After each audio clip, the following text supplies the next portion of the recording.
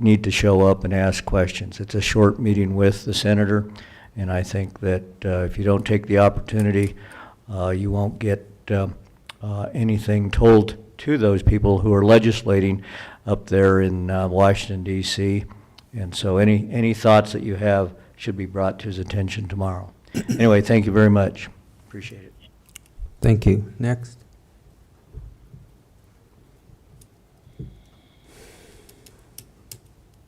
All right, seeing no other, we will close the public comment session of this meeting, and we will go right straight into some reports. First off is social services. We have an organizational chart and leadership training update. So Kelly, come on down. Kelly did present yesterday in our workshop. Hopefully we can display this chart a little bit larger. No. Anyway, I'll let you go over it. Want to take care of this first? Sure.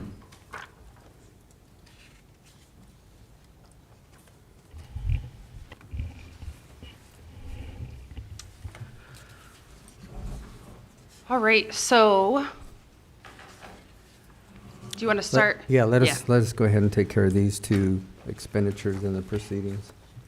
I would so move we approve the minutes of the Board of Social Services for July, and also approve the expenditures in the total amount of $1,666,053.70.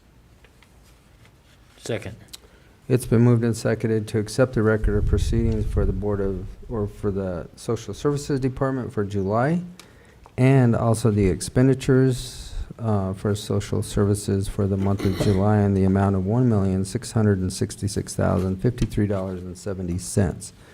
Is there any further discussion? All those in favor? Aye. Aye.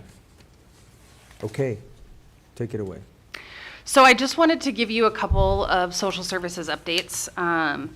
So with the Child Welfare Interim Committee that happened last legislative session, we've had three bills come down that are required to be implemented. One started August 7th, and that's a foster child's Bill of Rights. And so that's a list of rights that children in foster care have. From the age 5 and up, they get those upon removal, and those have to be posted in the home, and their GALs/Council for Youth will review them with them annually. That one was fairly simple. We also got the requirement for a falsification policy. Historically across the state, if caseworkers, child welfare, or adult protection falsified their casework, there were no ramifications, which means they could potentially leave one county, and because they are certified as a caseworker, go to the another county, even though they had falsified records. So we, starting September 1st, have a policy on falsification of records for adult protection and child welfare, and it really mimics the language in Volume 7 that outlines the process for criminal conviction, if those allegations are found to be true, and a removal of their credentialing to be a caseworker in the state of Colorado. And so that's the second one. The third bill was all around kinship and how we are supporting kids when they have to be placed out of their home to be placed with families, with their kin. It's really great. It's an opportunity to get families involved without them having to become formally licensed foster homes and receive reimbursement for care. I bring it up to you all as you move through and have conversations at the state level. It's not an entitlement, which means it comes out of our child welfare block. Once that's spent, it comes out of TANF reserves. And so again, we're going to use TANF reserves to support unfunded mandates. And we know that's happened several times. And so my concern isn't for this year per se, but it is long-term. It's going to impact TANF reserves at the state level and at our local level.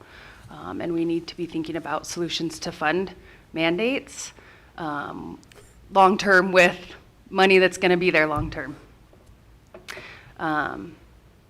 It's an interesting bill. It'll have lots of interesting kinks for our department, some change in routine practices that we'll have to adjust to.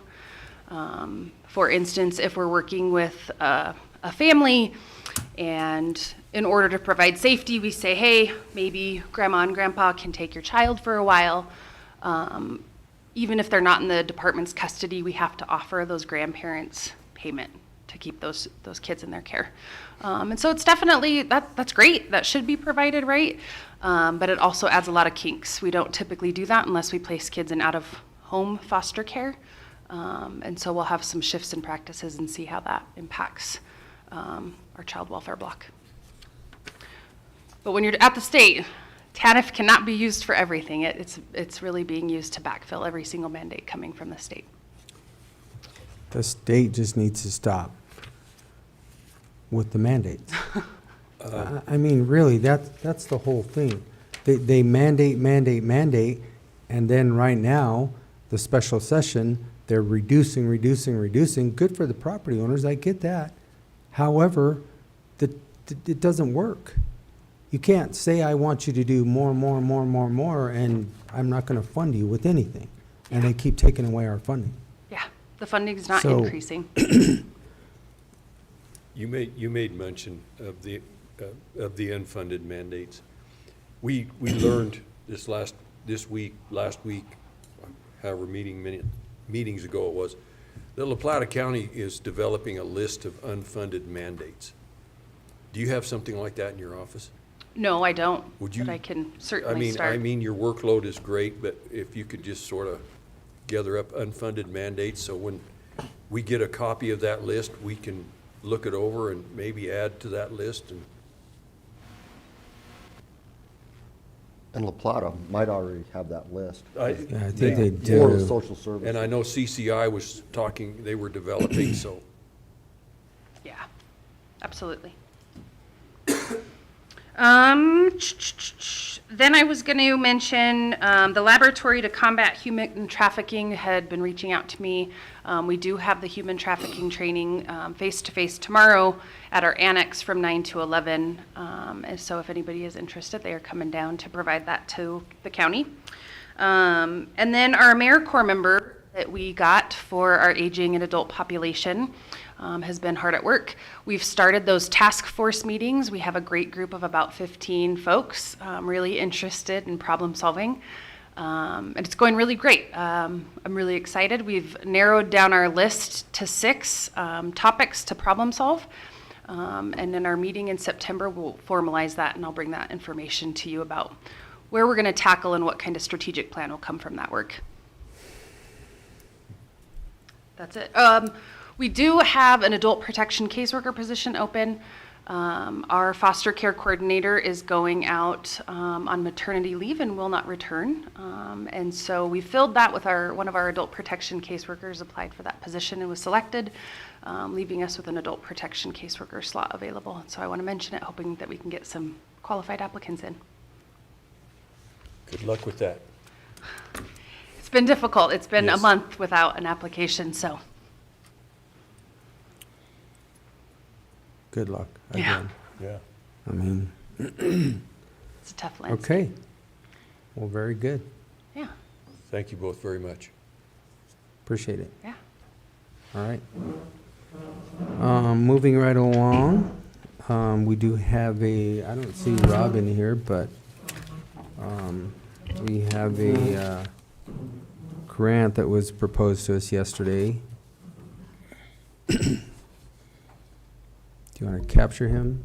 Yeah, I think he's coming in, but if nothing else, But go ahead. yeah. The first grant is for $49,999.98. Oh, go ahead. You made it.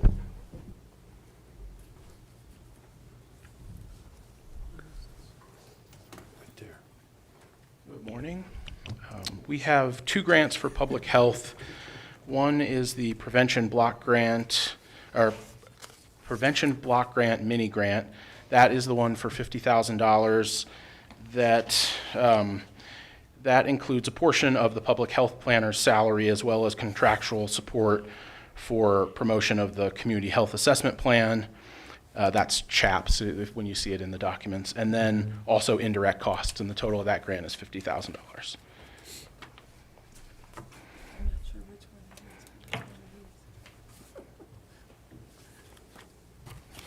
I think we discussed these yesterday. There were really no questions, so now's the point to make the decision.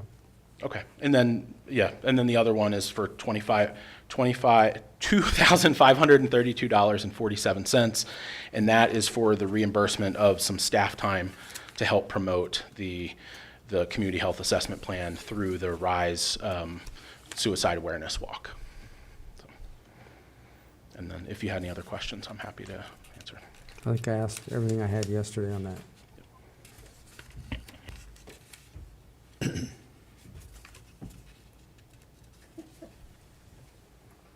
He's got one of them, and he doesn't have No, the other this- one. This is different than that, though. This is the 50,000. That's the- I don't think he has that one. Is this the one you don't have? Yeah. That's what I thought.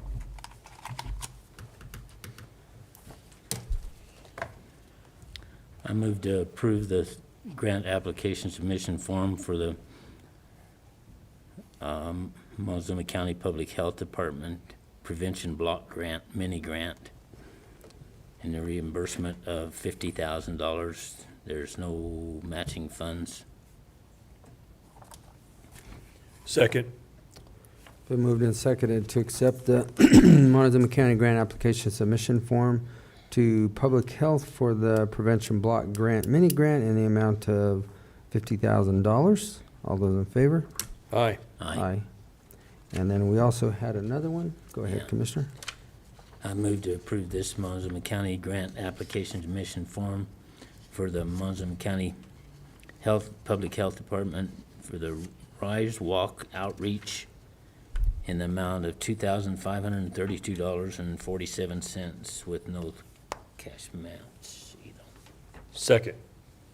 Been moved and seconded also to accept the Montezuma County Grant Application Submission Form for the Rise Walk Outreach for Public Health in the amount of $2,532.47.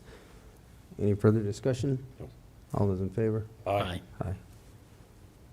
Can Okay. you ask him to sign on the bottom line there, please? I missed it. Sign yours, since I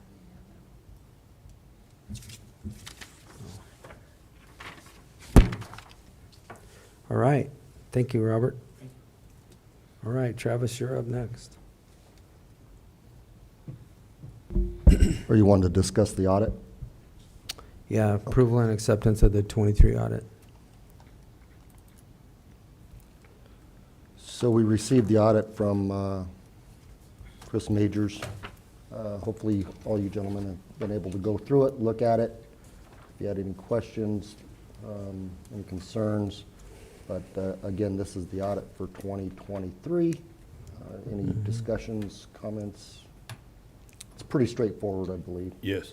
Pretty straightforward. We are in good shape as far as our funds right now. Obviously, we'll see how things pan out here in the next few days after we get done with everything else that's going on in the state.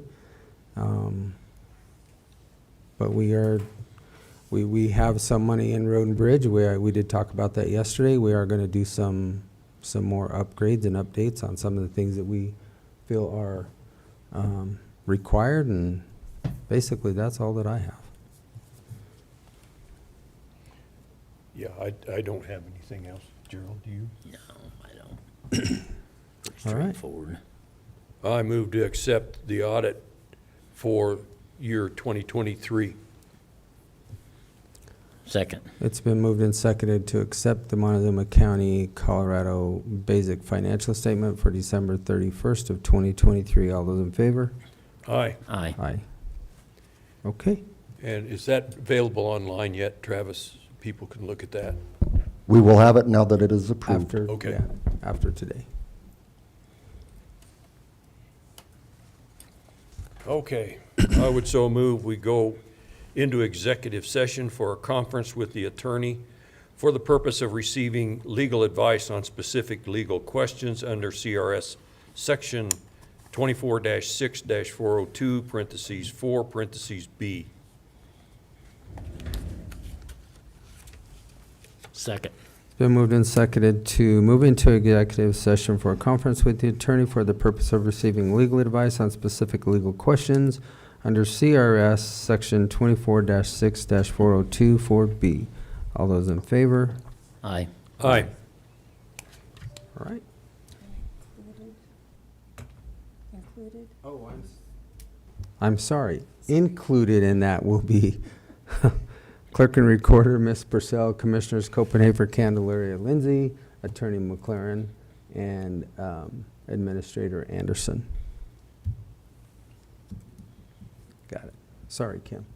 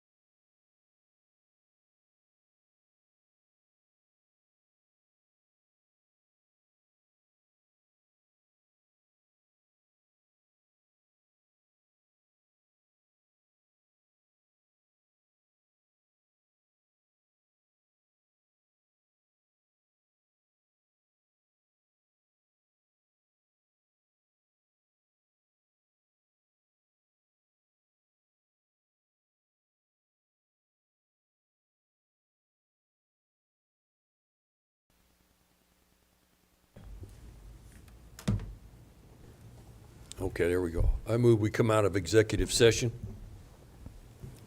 Second. It's been moved and seconded to exit executive session and resume our regular meeting. All those in favor? Aye. Aye. Aye. Okay, we are back in session, our regular meeting. First off is our attorney's report, so Ian. Okay. So yesterday, I received a notice of appeal in the Kinder Morgan matter involving the CO2 committee, the fractional interest owners. They are appealing now, again, up to the 10th Circuit, the district court's decision to dismiss their most recent action. I think that there was a general consensus that when the district court came down with their very clear dismissal that the matter would die. It has not died, and so they've filed a notice that they intend to appeal up to the 10th Circuit now. I am going to chat with Nate Keever later this week regarding this. In the brief email that he sent me, he was surprised by the appeal and very confident that the court's decision will be upheld. I mean, I guess a specific question that I'm going to ask Mr. Keever is, what are the chances of collecting attorney's fees on this? And I mean, throughout this action with this fractional interest owners and the previous Kinder Morgan matters, I mean, we've always asked for attorney's fees and we haven't been successful. But this continues to just go above and beyond in my mind. This is a case of attorneys getting rich off cases that have absolutely no legs. So I'll update you on that conversation next week. Try to get a sense of timelines and what Mr. Keever expects in terms of timing for this and cost. I don't anticipate it's going to be a huge cost and huge timing. I mean, the thing's already been briefed. It's already had its motions, but it's just another hoop that we have to jump through, and discouraging that was filed. I've been in communication with attorneys for the PAX Corporation regarding the fencing on Road 41. I received an email from them last week with specific details as to their plans for removing the fence on Road 41. They have secured a contractor. They did provide me with that contractor's name and contact information. That contractor anticipates that they're going to be able to start later in October on the fencing, and it's anticipated the fencing will be moved in days rather than weeks, is what that contractor has represented. And so it sounds like it's not going to be a small crew that's going to go down. They're going to send a bigger crew, and they're going to move that fence. Obviously this is outside the timeline that any of us were hoping for. I did chat with Rob Engelhardt yesterday regarding this, just to get his thoughts on the timing and how that might affect maintenance down on Road 41 between now and then. Rob did say that there had been some flooding down on that road, and actually there was flooding this morning. I just had another email from Rob this morning.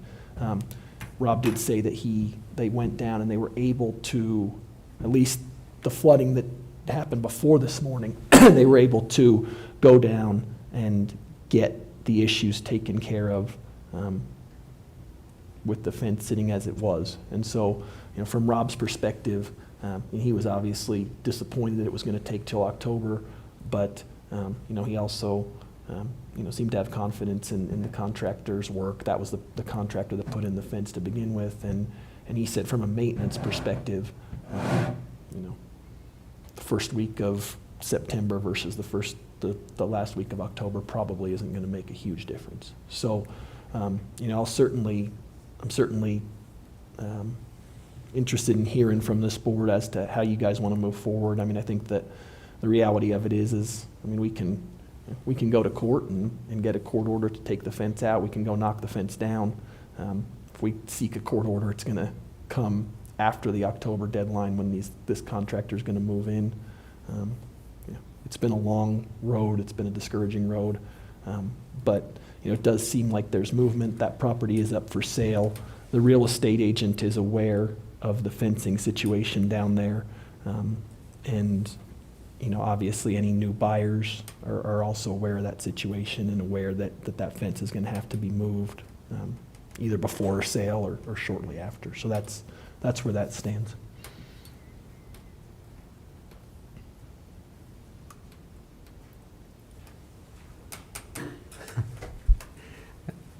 I've been here 5.5 years dealing with this, and we're still I in have the too. same spots that we were. Yeah. At some point in time, Well, if just, legally we can take it out, I tell Rob to go down there and take it out.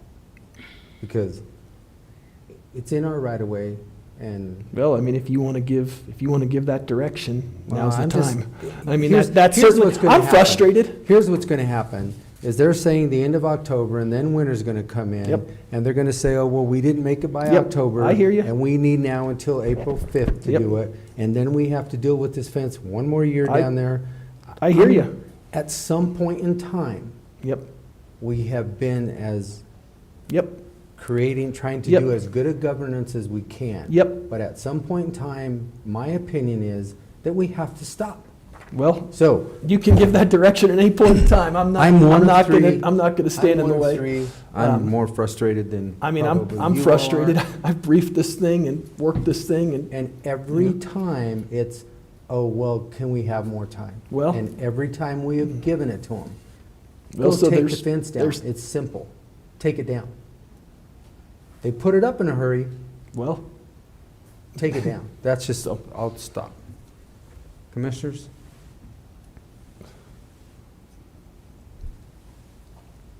I'm like you guys, we've been dealing with this since I've been here, plus some. Is this somebody that Rob actually got to do contract to take it down and put?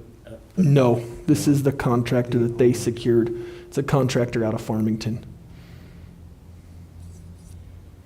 It's the same contractor that put the fence in.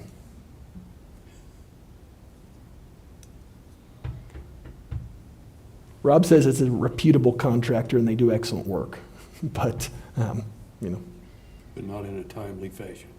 well, they're They hung up. probably didn't, I'm not, the contractor, I'm not opposed to that. They probably didn't get a call until yesterday to say, oh, by the way, can you get up there? It's just a game, it's a tactics that they Yeah. continue to play. And, Well, I I mean- mean, when are we gonna say when? I don't know. That's up to you guys. So- I mean, I'm not trying to stand in the way. I'm just reporting the facts as they are. and, Got it. you know. And I'm just reporting my facts. I'm one of three, and I say, let Rob go get the fence out of the way. It's in our right of way. It's obstructing what we need to do our job, and I think we get it out of the way. One man's opinion.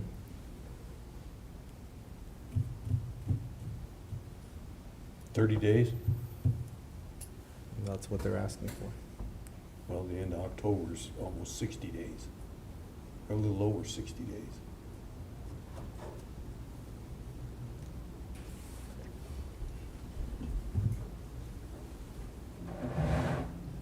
What kind of trouble are we gonna be in when we tear down the fence? I don't think we're gonna have significant issues. I mean, I think that, no, I mean, it's in I our, think we it's in waited our on right the of way. ruling specifically for that reason, because Right. that was a conversation in the Yeah. beginning. Yeah, so. I mean, I But the guess, ruling- How long has it been since the ruling, Ian? well, the ruling came down in 21, And we're 24, winter of and we're still 21. basically asking, can you get this fence down? I'm So- done.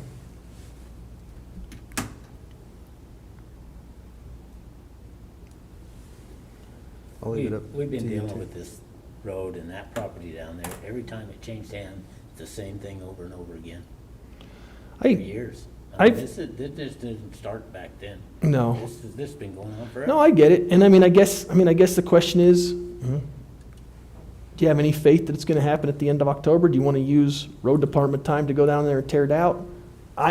I'm frustrated, I mean, I'm just saying, it's your guys' call. I And so, have I- absolutely no faith. We're dealing with another Well- issue up on top of the hill that I have no I faith. think the difference, that I think the something's only gonna difference happen. I see this time is that we've got a contractor with a name and a phone number and a commitment that they're gonna go do that work in October.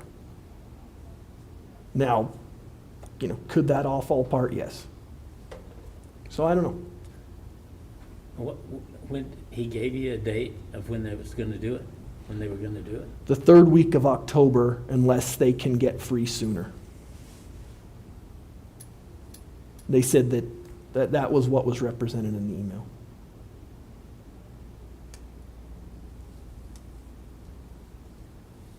If this was the first time, and it was the first time we dealt with it, I'd say, yeah, that's reasonable, that's logical. Yeah, This just is give me not- direction. I'm not trying to, I'm not trying to tell you I've what to do. given you my direction, So- but I'm one of three.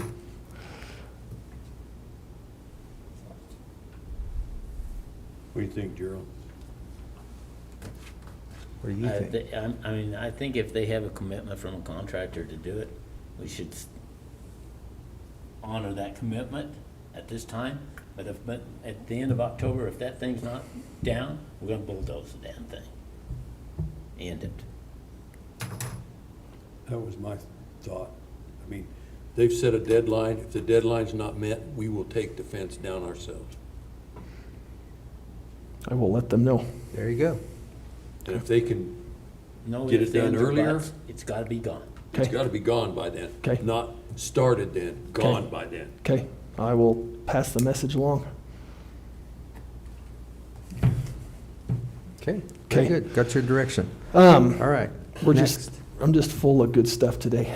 So, Ironwood. I better just sit back, because I'm gonna give my opinion again. I'll let you guys go. So, as of now, there has been no firm indication that there's solid movement on the biochar operation. And in light of that, I was in touch with the Deputy Attorney General, and I think that there's a thought that it's probably time to push forward with alternatives. I think that we had kind of held off because there had been this representation that this operation was coming in. You guys toured the plant. It seemed like a reputable plant. And there was a worry that, hey, if we send this property to a sheriff's sale or something to that effect, then that's going to hinder what seems like a potential cleanup solution. But here we be, and so unless I hear something from you guys, I think that the Attorney General's office and I are ready to move forward and start moving towards judgments and sale. Go for it.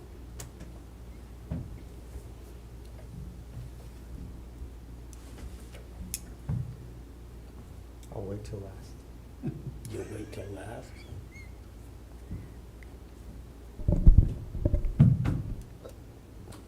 Correct me if I'm wrong here. So I'm looking at the dollars and cents of this. If it goes to a sheriff's sale and it has to be cleaned up, who cleans it up? Here's my point. Look at what happened south of town. That thing sat there for 20 years because nobody wanted to clean it up. Until we got involved and took it and helped facilitate that, nothing will happen. My point being is that here's another strategy is time. Tactically, they're using everything in their power to put us off. That's what I'm saying. We're dealing with this kind of rhetoric all of the time because at some point in time, we got to say when and take the authority that we actually truly can. It's not the path that we ever wanted to go down, but look what happened. We got it done. So, I jumped in before you had your chance, Commissioner. I'm sorry. Go ahead. I have a lot more. It ultimately, Travis, to answer your question, it would be up to the purchaser to then clean it up because they're going to know that they have, it has to be disclosed that they have X, Y, and Z on the property when they purchase it. So in full disclosure, they have to know that. So typically, it's a lot harder sale on a private type of deal. If we end up with the property, then we still have to clean it up. Basically, is what that boils down to. Am I correct, Ian? Yeah, I mean, conceivably, I don't know. there you go. There may be funding pots available at the state level, maybe, that could help. We're gonna bear some cost if we end up cleaning it up. But, I mean, I guess my thought at this point is, whatever deal between Ironwood and biochar may or may not exist, it hasn't happened yet. And so at this point, in my mind, moving forward with more judgments and then eventually a foreclosure action. I mean, there's kind of steps in that process. And, either it's gonna greatly accelerate this process to have something happen before winter, or it's not. And then we're gonna be stuck with a problem that we've known about, and we know that we might be stuck with it, and so that's where we are. But I mean, it's been a long time since this first indication that there was something in place to get kilns down there and to get this thing disposed of. And I think we held off on the assumption that was going to happen and the hope that was going to happen. And rather than burying this thing out of the gate, it seemed like a viable cleanup solution, and we're not there.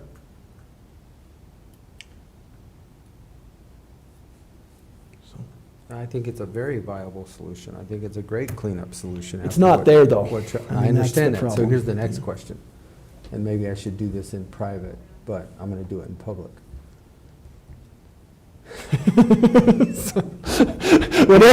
He's looking at me like, oh no, here we go.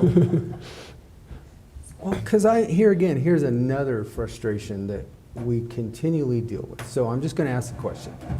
If we move forward and we end up with this property, okay, through however long this takes, through a sale. I don't think it's. How do we end up? I don't think it's very likely that we're going to end up with that property. Okay, then it would go through the sale, and which could take 20 years. That's correct. I mean, I think that's one of the reasons that we were patient and we waited, because there was a hope that this viable solution might come Which through. then there means at some point in time, the taxes are not getting paid, we're going to end up with it anyway. I'm just looking down the road. I mean, the writing's on the wall, Yeah. read the book. Yep. I can see what's going to happen. Yep.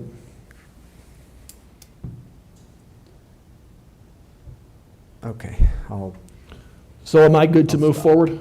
Move forward. Okay. Yeah. Okay. I mean, Okay. rapidly. We'll get filings done by the end of the week. What are the fines occurred to date? We're still fining $70,000 a week, Yeah, I mean, $10,000 a day? we're up in the 7 figures now, and I haven't done a calculation in the last 2 days, but So the second week in January, it started at $10,000 a day, correct? $70,000 a week, yeah, so $10,000 a day, yep. Yeah. Yep. And how many days have expired? We're August 27? Yeah, we're, like I said, we're well into 7 figures, so, for both the county and CDPHE. Okay, you got any more good news? well, I'm about to have my rant now. So, last night I filed a brief with the Industrial Claims Appeals Office in an unemployment matter. And as you'll recall, the unemployment matter involved a county employee that forged client signatures on paperwork that was acknowledging that those individual clients had received benefits. At the deputy level, the employee was denied unemployment benefits. They appealed that decision, and the appeals officer found that they were entitled to unemployment benefits. I was on vacation last week. On Tuesday of last week, I received correspondence from the Industrial Claims Office Appeals Board that said that a brief was due yesterday. I attempted to email that office, attempted to call that office. The phone lines are absolutely dead. You can't get a hold of a person at the number that they provide on the sheet. Did not get a response to the email.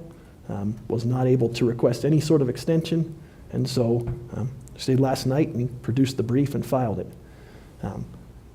This whole case has been incredibly disturbing to me from a legal perspective, because what I've seen is that that state office is checking off on unemployment benefits without any sort of consideration of the law or the facts. That decision that I appealed yesterday from the hearing officer was, and I hate to do this publicly, but it was just downright wrong. Statutory provisions weren't considered. I was not given a time for closing argument in that hearing, even though the hearing officer said to us, "Is there anything else you would like to add?" And I said, "I'd like to make a brief closing." And he said, "There's not time." Done.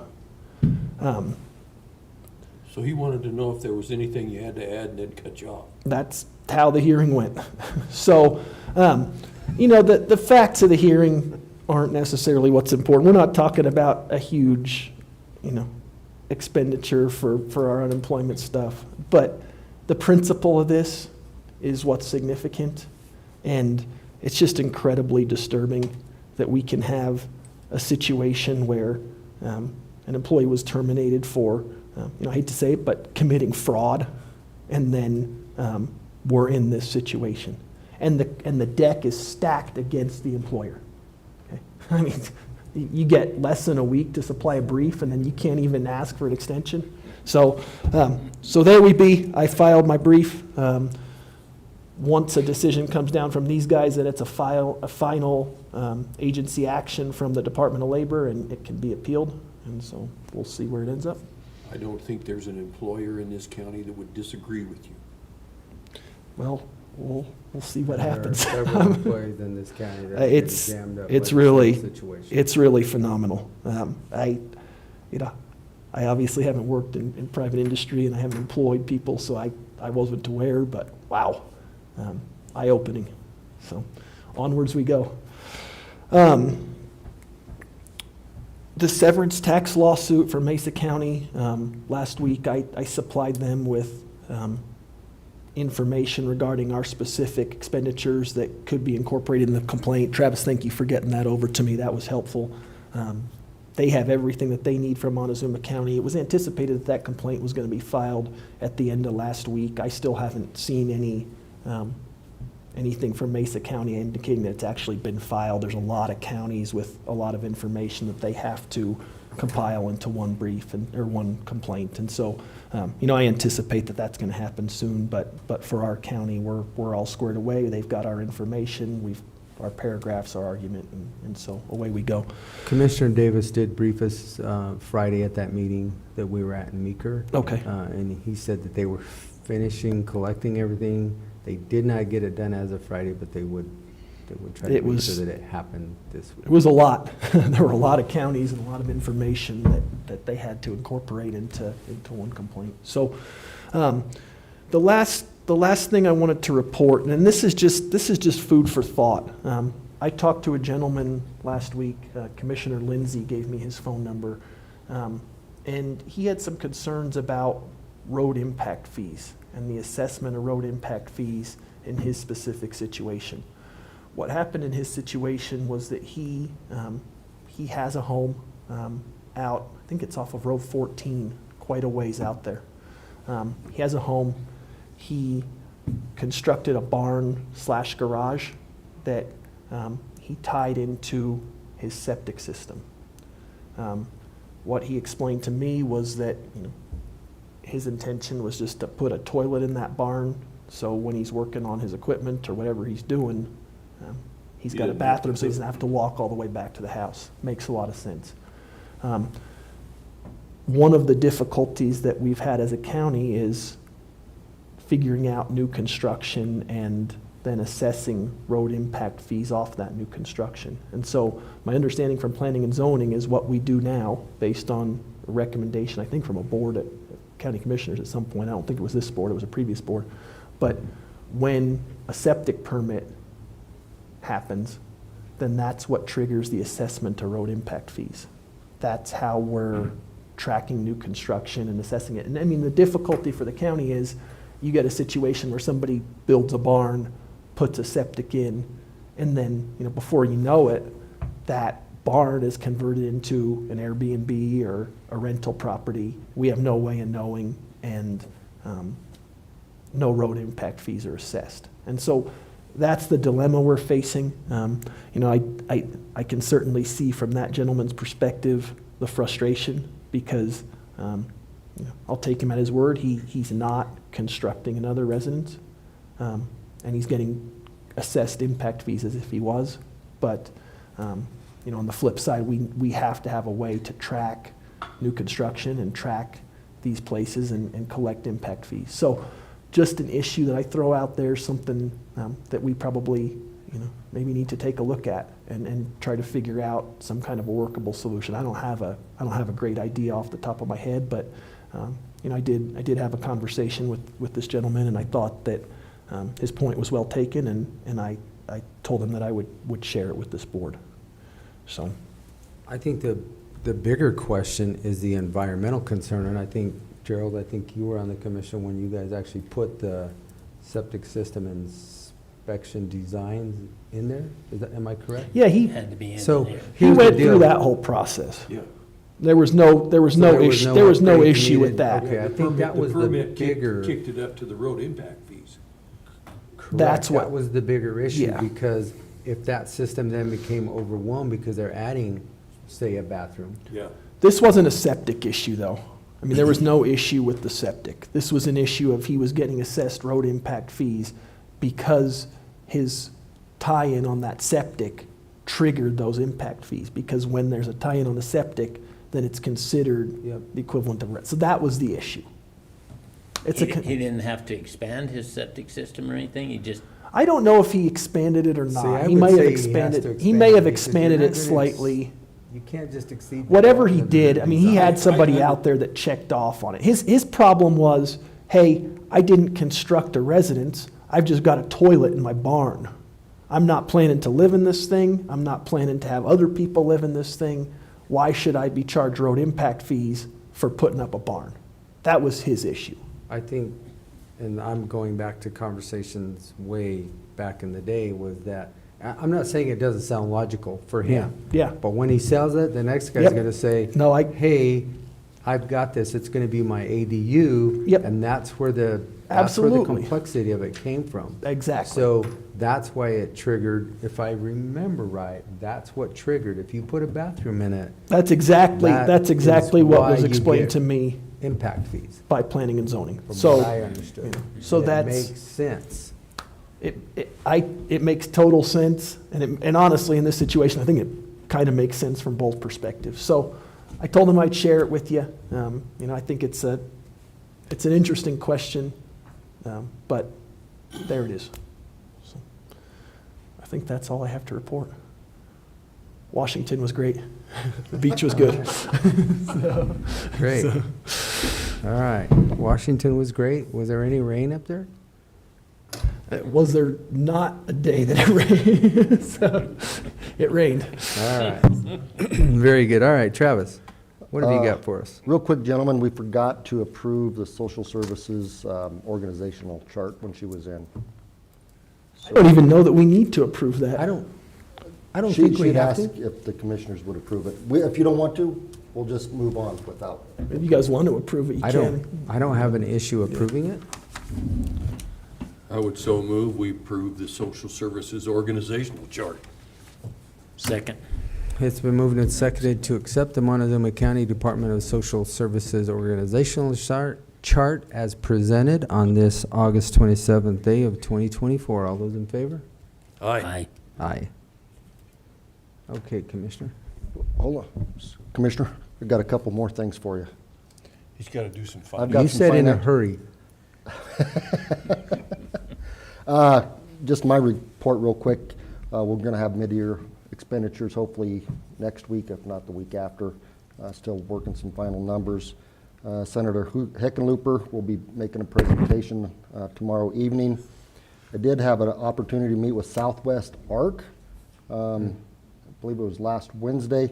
One of the concerns that I brought up, they was behind the digital accessibility law, and I explained that it was having just the opposite effect, so they're going to try to look into that a little bit further. And spent a lot of time with Kelly on the restructuring of the senior center and transportation department, and we're moving forward. I think it's, as of yesterday when she made her presentation, making some good headway. And had some property tax CCI meetings, particularly yesterday morning. So we'll see how that pans out. And then finally, I'll just provide you the payables. General fund total, $1,290,544.29. Road and bridge, $328,072.96. Public health, $204,206.11. Capital fund, $66,732.02. Admin fund, $7,156.48. Landfill, $504,424.02. Total is $2,401,135.88. Social services, $1,666,275.64, with a total of $4,067,411.52. I move to approve the expenditures for July 1st through July 31st, 2024, in the amount of $4,067,411.52. Second. It's been moved and seconded to accept the payables for, or through July 31st, 2024, in the amount of $4,067,411.52. All those in favor? Aye. Aye.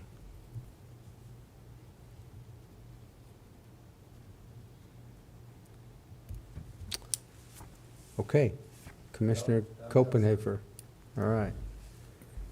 I don't have much to report this week, just a few phone calls and a little bit of discussion about the sales tax, but that's all I've had.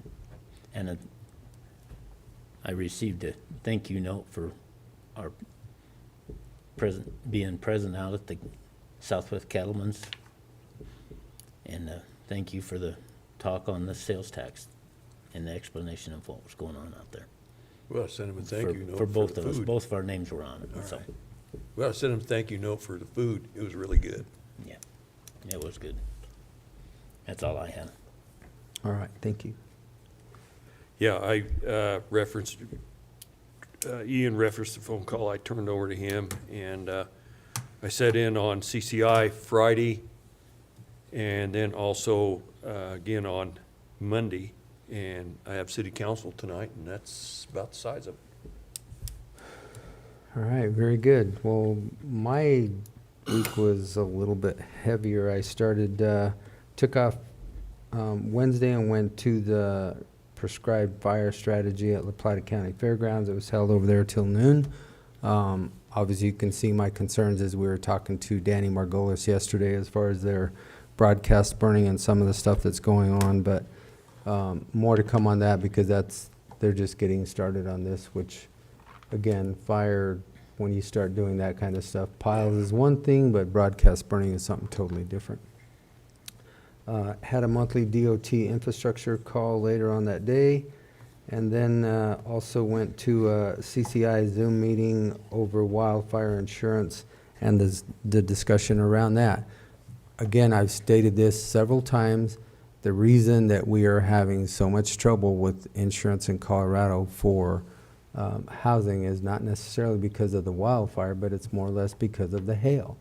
They've got so many insurance companies work on a return on investment, and they're losing money, so they're pulling out of the state of Colorado, and that's the reality. You know, it sounds, I guess, better to say it's about wildfire, but it's not necessarily about wildfire. It's more about hail going on there. I traveled to the Western District meeting in Meeker on Thursday. In that meeting on Friday, we had a jammed schedule. Andy Mueller was there, Commissioner Copenhaver, I tried to listen a lot and pay attention, but the 3 questions that I asked him again were, what's voluntary, what's temporary, and what's compensated? And again, there's no real definition to any of those. However, they did say the compensated part was $509 an acre foot. Yes. So at that point, when they're paying that kind of money per acre foot to voluntary, temporarily compensate you, it makes financial sense to be compensated and let your ground be followed. A lot of discussion around the water issue there. We did have a quick update on Proposition 123. And Ashley Wessner from DOLA was there. That was a pretty quick presentation. I had a quick conversation with Sue Hansen, Commissioner Montrose County, and Cody Davis, Commissioner Mesa County, about what they're doing to work on the monument situation up there right now. And it does sound like they're working on language that will be more of an NCA language, and it looks like it's going to come back full circle to where this originated and started 6 years ago, that it'll be part of an NCA, which reduces obviously that monument significantly. So more to come on that as that comes about. But tomorrow, obviously, maybe Hickenlooper will be able to give us some more information on that. There was a lot of talk. Also, Commissioner Davis from Mesa County, they're working on some land use projects as far as it revolves around solar and the solar agri-solar, I think they're calling it. So they're trying to elevate the solar panels so that they can still do their grazing underneath it. So they're having to look at their land use as far as agri-solar, and then they actually had to put a moratorium on them in it because they have so many things changing up there, they didn't know which direction they were going. So that basically was within their land use code. Had a good conversation with Commissioner Linke from Grand County as far as their wolf reintroduction and management, where they're at with CPW and how things are going there. It sounded like, I think, Commissioner 13